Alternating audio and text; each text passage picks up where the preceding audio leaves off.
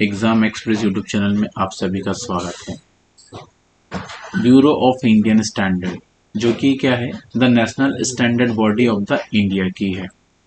इनका क्या काम है, basically develop and publish the Indian standard implementation assessment scheme recognize and the run laboratories for the conformity assessment implementation hallmarking, work for the consumer empowerment and conducted capacity building programs on quality assurance and the represent the country in ISO and IES।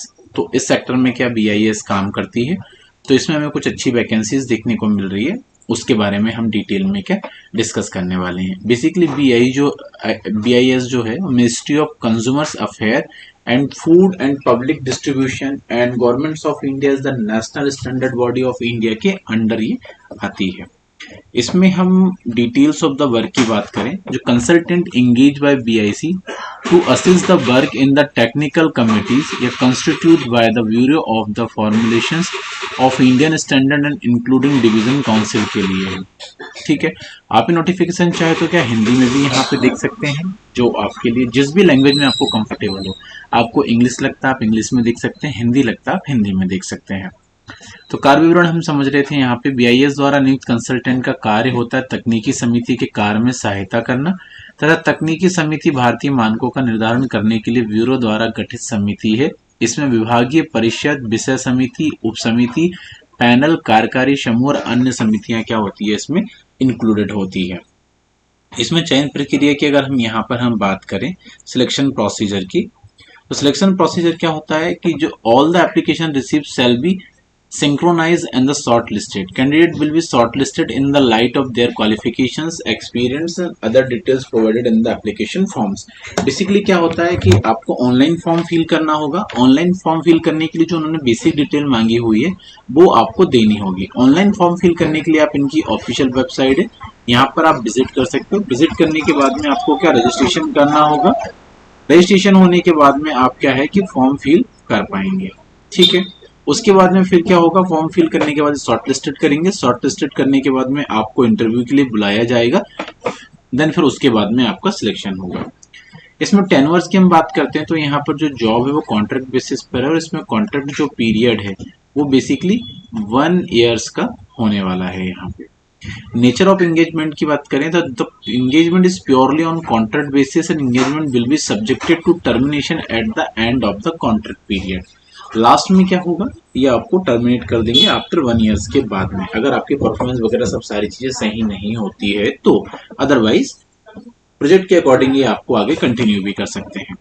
Salary की बात करें, यहाँ पर monthly salary जो है 75,000 rupees per month यहाँ पे देखने को मिलेगी, जो कि फिक्स्ड होगी and will be paid to the consultant for the standardisation activities के लिए।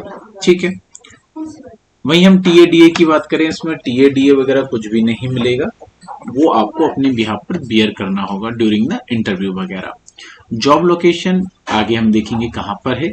मैक्सिमम एज लिमिट की अगर हम यहाँ पर बात करते हैं तो 65 ईयर्स के कैंडिडेट ये तक यहाँ पर आप अप्लाई कर सकते हैं। लीव की बात करते हैं तो पूरे साल में आपको 12 दिनों की ओनली लीव मिल सकती है, जिसके लिए आपकी कोई भी सैलरी नहीं कटेगी। वर्किंग आवर्स की बात करते हैं, आपको 9 बजे से आपका ऑफिस चालू हो जाएगा और 5:30 बजे तक आपको क्या जॉब करनी होगी।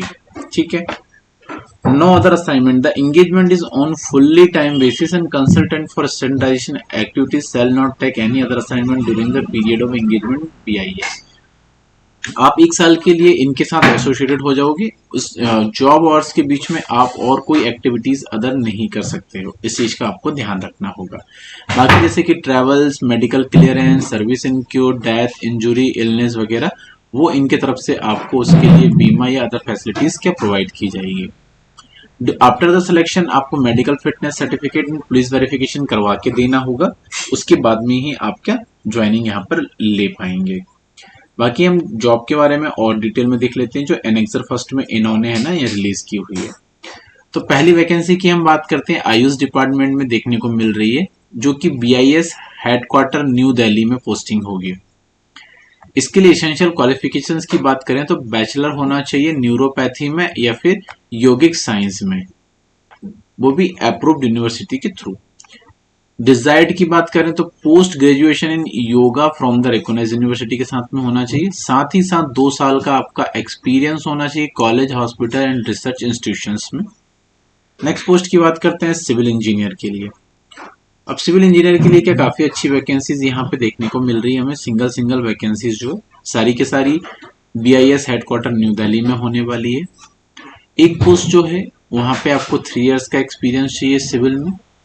दूसरी जो पोस्ट है वहां पे 2 इयर्स का एक्सपीरियंस चाहिए, किसके लिए? पहले में सिविल डिजाइन एंड कंस्ट्रक्शन के लिए पोस्ट है, दूसरी पोस्ट बिल्डिंग कंस्ट्रक्शन प्रैक्टिस के लिए है, तीसरी बिल्डिंग कंस्ट्रक्शन वर्क के लिए है, फोर्थ पोस्ट जो है डिजाइन एंड स्टील स्ट्रक्चर के लिए है, फिफ्थ पोस्ट की बात करूं मैं जियो टेक्निकल इंजीनियर के लिए है, सिक्स पोस्ट की बात करता हूँ स्ट्रक्चरल इंजीनियर के लिए है, सेवंथ पोस्ट की अगर मैं बात करूं सिविल इंजीनियर के लिए तो plastic piping system, piping fitting auxiliary intended for the transport of the fluid के लिए है।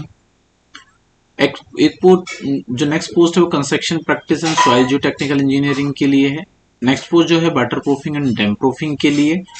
फिर fire fighting and equipment system के लिए भी सिविल इंजीनियर की ही रिक्वायरमेंट है, साथ ही साथ फायर इंजीनियर भी यहाँ पे क्या अप्लाई कर सकते हैं। वहीं अगर हम आगे बात करें अर्बन रीजनल या हाउसिंग ट्रांसपोर्टेशन एनवायरनमेंट प्लानिंग के लिए भी यहाँ पर मास्टर डिग्री होना चाहिए आपकी फिजिक्स प्लानिंग में या फिर urban regional housing transport environment planning में। साथ ही साथ आपको GIS, ऑटोकैड और MS ऑफिस में काम करना आना चाहिए। नेक्स्ट पोस्ट की हम बात करते हैं, इसमें 2 इयर्स ऑफ एक्सपीरियंस होना चाहिए इन रिलेवेंट इंडस्ट्री में, जैसे कि मास्टर हो construction technology management and having experience in the field of construction activities के लिए, जो यहाँ पर हमें देखने को मिल रही है। नेक्स्ट पोस्ट जो है यहाँ पर चंडीगढ़ के लिए, सारी की सारी पोस्ट कहाँ थी? दिल्ली के लिए। चंडीगढ़ के लिए हमें एक पोस्ट देखने को मिल रही है जो कि इंजीनियरिंग फील्ड में एक्सपीरियंस होना चाहिए। पटना के लिए एक पोस्ट देखने को मिल रही है, हवेली, कोची, अहमदाबाद, नागपुर, पुणे, सूरत, इन सभी लोकेशन में हमें सिविल इंजीनियर के लिए वैकेंसी देखने को यहाँ पर मिल रही है। केमिकल इंजीनियरिंग की बात करते हैं तो केमिकल इंजीनियरिंग में भी हमें यहाँ पर मल्टीपल वैकेंसी देखने को मिल रही है, तो आप उसके अकॉर्डिंग इस पोस्ट में भी अप्लाई कर सकते हैं। यहाँ पर भी हमें लखनऊ, नोएडा, भुवनेश्वर, जमशेदपुर, गांधीधाम, गुवाहाटी, पटना, जयपुर, इन सभी लोकेशंस पे हमें केमिकल इंजीनियर के लिए एक एक वैकेंसी देखने को मिल रही है। नेक्स्ट वैकेंसी की अगर हम यहाँ पे बात करते हैं इलेक्ट्रिकल इंजीनियरिंग के लिए तो BIS हेडक्वार्टर न्यू दिल्ली में 7 वैकेंसी हमें देखने को मिल रही है। भोपाल में हमें एक वैकेंसी देखने को मिल रही है इलेक्ट्रिकल इंजीनियर्स के लिए। न्यू दिल्ली में एक वैकेंसी देखने को मिल रही है, जयपुर में भी एक वैकेंसी देखने को मिल रही है, नोएडा में भी एक वैकेंसी देखने को मिल रही है और चंडीगढ़ में भी हमें क्या एक एक वैकेंसी हमें यहाँ पे देखने को मिल रही है। आगे हम बात करें फरीदाबाद, पुरवानो, अहमदाबाद, राजकोट, सूरत, विशाखापट्टनम, इन सभी लोकेशंस के लिए भी बैचलर डिग्री इन इलेक्ट्रिकल्स में होना चाहिए, साथ ही साथ 2 साल का आपको रिलेवेंट फील्ड में एक्सपीरियंस होना चाहिए। नेक्स्ट पोस्ट की बात करूं मैं कंप्यूटर ऑपरेटर्स के लिए BIS हेडक्वार्टर में यहाँ पर 5 वैकेंसी है। इसमें मास्टर डिग्री होना चाहिए आपकी computer science and information technology के लिए, साथ ही साथ 3 साल का आपको क्या एक्सपीरियंस होना चाहिए। नेक्स्ट पोस्ट की बात करता हूँ मैं इलेक्ट्रिकल एंड इलेक्ट्रॉनिक्स के लिए। यहाँ पर BIS हेडक्वार्टर न्यू दिल्ली में आपकी पोस्टिंग होने वाली है। यहाँ 5 वैकेंसी देखने को मिल रही है। न्यू दिल्ली में एक वैकेंसी, गाजियाबाद में एक वैकेंसी, बेंगलुरु में एक वैकेंसी, चेन्नई में एक वैकेंसी, कोयम्बटूर में एक वैकेंसी, हैदराबाद में एक वैकेंसी, मुंबई में भी हमें एक वैकेंसी देखने को मिल रही है bachelor of the electrical and electronics के लिए। नेक्स्ट पोस्ट की बात करते हैं एग्रीकल्चर के लिए BIS हेडक्वार्टर न्यू दिल्ली में 3 वैकेंसी, भोपाल में एक वैकेंसी हमें क्या देखने को मिल रही है, साथ ही साथ हमें देहरादून, जम्मू, रायपुर, चंडीगढ़, गुवाहाटी, इन सभी लोकेशंस में भी हमें क्या एक एक वैकेंसी यहाँ पे देखने को मिल रही है। मैकेनिकल इंजीनियर्स के लिए भी मल्टीपल लोकेशंस में हमें काफी सारी वैकेंसीज देखने को मिल रही है, साथ ही साथ न्यू दिल्ली के हेड ऑफिस में भी यहाँ पर बहुत सारी वैकेंसीज है। तो आप जिस भी पोस्ट से रिलेटेड फॉर्म फिल करना चाहते हो, चाहे आप सिविल से, मैकेनिकल से बात करें हम, या इलेक्ट्रिकल से बात करें हम, या फिर IT फील्ड से बात करें, तो आप रिलेवेंट फील्ड के अकॉर्डिंग आप अपनी लोकेशन चूज करके फॉर्म फिल कर सकते हैं। वहीं यहाँ पर हमें रबर के लिए न्यू दिल्ली में एक पोस्ट, कॉस्मेटिक के लिए एक पोस्ट और मेट्रोलॉजिकल के लिए भी हमें यहाँ पे मल्टीपल पोस्ट इन मल्टीपल लोकेशंस में यहाँ पे हमें क्या देखने को मिल रही है। वाटर रिसोर्सेज के लिए 2 पोस्ट, अदर के लिए हमें एक पोस्ट यहाँ पे देखने को मिल रही है, जिसमें से finance, accounting, medicals and communication, entertainment, इन सभी पोस्ट के लिए भी हमें यहाँ पे क्या बहुत सारी वैकेंसीज देखने को मिल रही है। तो एक काफ़ी अच्छी वैकेंसीज हमें यहाँ पे देखने को मिल रही है।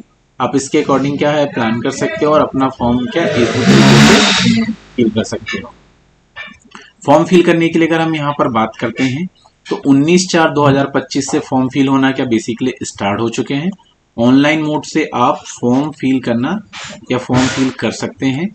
स्टार्टिंग डेट की अगर हम यहाँ पे बात करें तो 19/4/2025 है, और अगर हम यहाँ पर लास्ट डेट की बात करें बेसिकली तो वो यहाँ पर 9/5/2025 इसकी क्या लास्ट डेट हमें देखने को मिल रही है। आपको फॉर्म फिल करने के लिए क्या करना है, इनकी ऑफिशियल वेबसाइट www.bis.gov.in पर विजिट करना है। अगर आप यहाँ पर पहली बार विजिट कर रहे हैं तो आपको रजिस्ट्रेशन करना होगा। अगर आप दूसरी बार विजिट कर रहे हैं या इसके पहले आपने फॉर्म फिल किया तो आपको डायरेक्ट लॉगिन करना है, लॉगिन करके आप फॉर्म फिल कर सकते हैं। अगर आपको इस एडवर्टाइजमेंट से रिलेटेड कुछ क्वेरीज है, कुछ डाउट है, कुछ कंफ्यूजन है तो आप इनको ईमेल भी कर सकते हैं आपकी क्वेरीज को, वहां से आपको प्रॉपर तरीके से रिस्पॉन्स मिल जाएगा। या फिर आपको कोई प्रॉब्लम्स क्रिएट हो रही है तो आप हमें कमेंट्स बॉक्स में भी पूछ सकते हैं, ठीक है।